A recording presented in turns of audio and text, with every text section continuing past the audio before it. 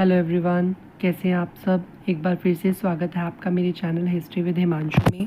आज की इस वीडियो में हम कवर करने वाले हैं अपना नेक्स्ट टॉपिक, जिसका नाम है सील स्क्रिप्ट्स एंड वेट्स।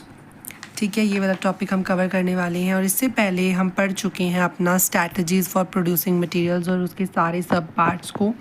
अब हम कवर करने वाले हैं सील स्क्रिप्ट्स एंड वेट्स। तो सबसे पहले हमारा टॉपिक जो है, थोड़ा सा हमने पिछली वीडियो में भी कवर किया था।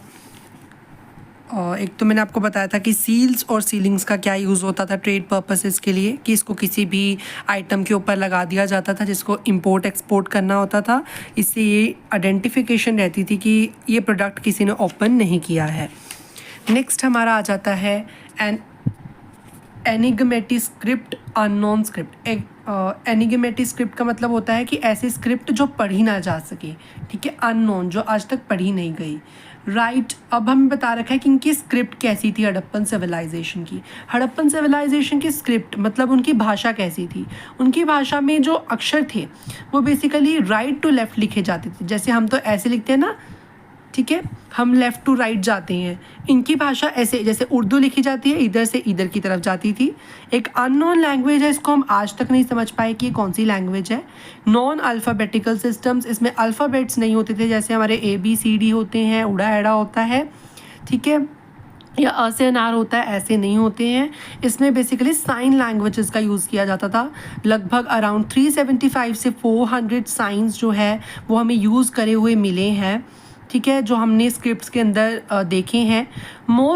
सबसे जो लंबी स्क्रिप्ट है उसके अंदर लगभग 26 साइंस का यूज़ किया गया है, ठीक है, और अलग अलग हमें स्क्रिप्ट्स मिली हैं इनकी। और ये इनकी राइटिंग्स का क्या यूज़ था, ये किस पे लिखा करते थे।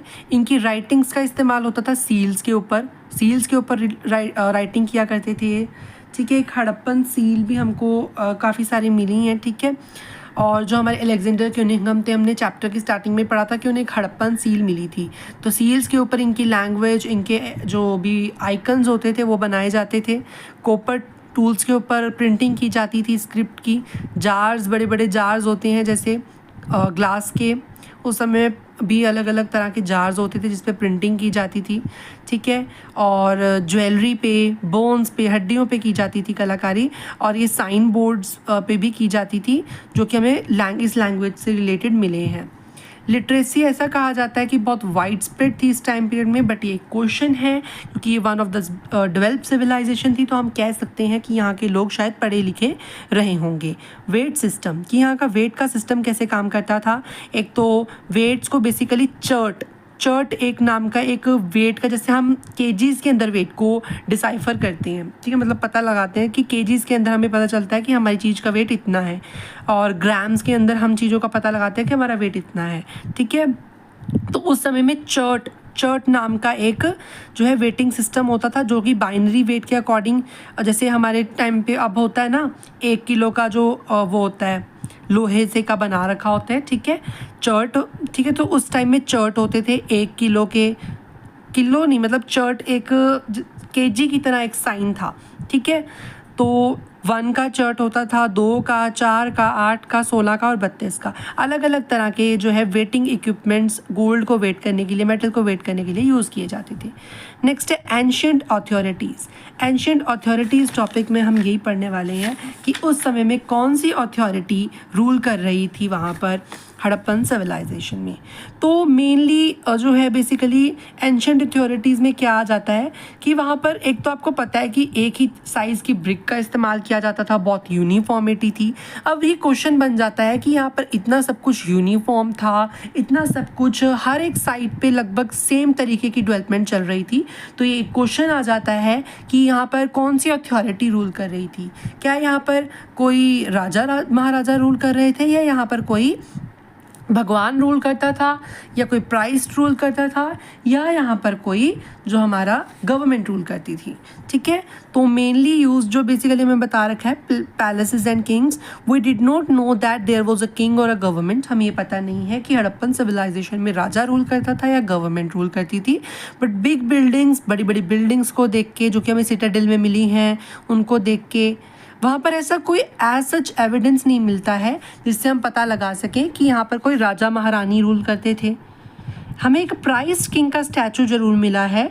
अब ये भी क्लियर नहीं है कि ये प्राइस्ड किंग ही रूलर हुआ करता था या ये प्राइस्ड किंग इनका कोई देवता था जिसको ये पूजते थे। प्राइस्ड किंग का स्टैचू आपको ये दे रखा है, ठीक है, तो प्राइस्ड किंग का स्टैचू आपको बता रखा है ये, ठीक है। और अब हमें ये नहीं पता कि ये यहाँ का रूलर था या इनका देवता था, इनका जो है गॉड गॉडेसेस थे। Some people think that there was no king. कुछ लोगों का मानना है कि यहाँ पर शायद राजा का रूल नहीं, गवर्नमेंट का रूल था, क्योंकि जितनी ज़्यादा हमको यहाँ पे डेवलपमेंट देखने को मिली, जितनी ज़्यादा हमें यहाँ पे बहुत ज़्यादा यूनिफॉर्मिटी देखने को मिली, तो उसको देखकर ऐसा लगता था कि शायद यहाँ पर गवर्नमेंट रूल करती हो। बट ये अभी तक क्लियर नहीं है, क्योंकि हम इस सिविलाइजेशन की स्क्रिप्ट को जब तक नहीं पढ़ पाएंगे तब तक हमें डिसाइफर नहीं कर सकते कि इस सिविलाइजेशन का जो है कैसे स्टार्टिंग हुई। नेक्स्ट है something that Harappa was a single state. बहुत सारे लोगों का ये मानना था कि हड़प्पा एक तरीके से एक सिंगल स्टेट है, मतलब यहाँ पर कोई एक अलग अलग रूलर नहीं होते थे अलग अलग साइट्स पे, यहाँ पे एक ही रूलर सारी साइट्स को कंट्रोल किया करता था। नेक्स्ट है next topic the end of the civilisation, कि सिविलाइजेशन का एंड कैसे हुआ। तो आपको मैंने बताया था कि लेट हड़प्पन कल्चर जब स्टार्ट हुआ था तो इस सिविलाइजेशन का एंड होना स्टार्ट हो गया था। लेट हड़प्पन कल्चर 1900 BCE के अराउंड एंड होना शुरू हो जाता है। कुछ लोग कहते हैं कि यहाँ पर चोलिस्तान रूलर आ गए और इन्होंने यहाँ के जो इंडिजिनियस पीपल थे उनको डिस्प्लेस करना शुरू कर दिया। इंडिजिनियस कौन होते हैं? जो जहाँ पर उनका बर्थ हुआ है, शुरू से वहीं पर रह रहे हैं, उनको इंडिजीनियस कहा जाता है, ठीक है। तो इन इंडिजीनियस रूलर्स को, इन इंडिजीनियस लोगों को यहाँ के चोलिस्तान रूलर्स जो आए उन्होंने रिप्लेस करने की कोशिश करी।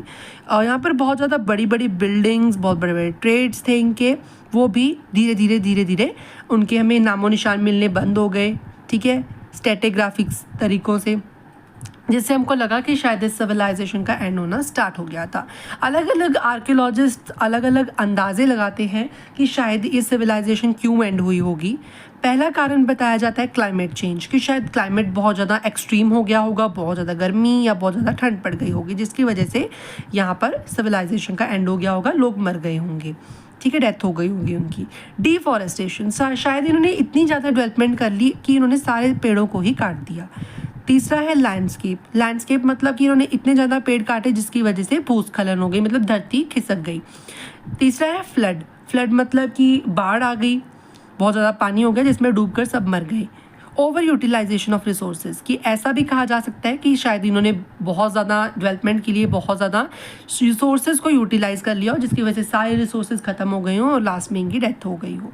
और ड्रोट होता है सूखा पड़ना, शायद यहाँ पर पानी की कमी हो गई होगी। हमने पढ़ा है कि गुजरात की कुछ साइड्स में, राजस्थान की कुछ साइड्स में पानी की कमी होती थी, जिसकी वजह से शायद यहाँ पर पानी ख़त्म हो गया हो और ड्रॉट पड़ के इस सिविलाइजेशन का एंड हो गया हो। इस वीडियो में इतना ही, बाकी थोड़ा सा टॉपिक रह गया है हमारा, वो हम नेक्स्ट वीडियो में कवर करेंगे। Thank you so much for watching. अगर आपको वीडियो अच्छी लगी हो तो वीडियो को लाइक करें, चैनल को सब्सक्राइब करें।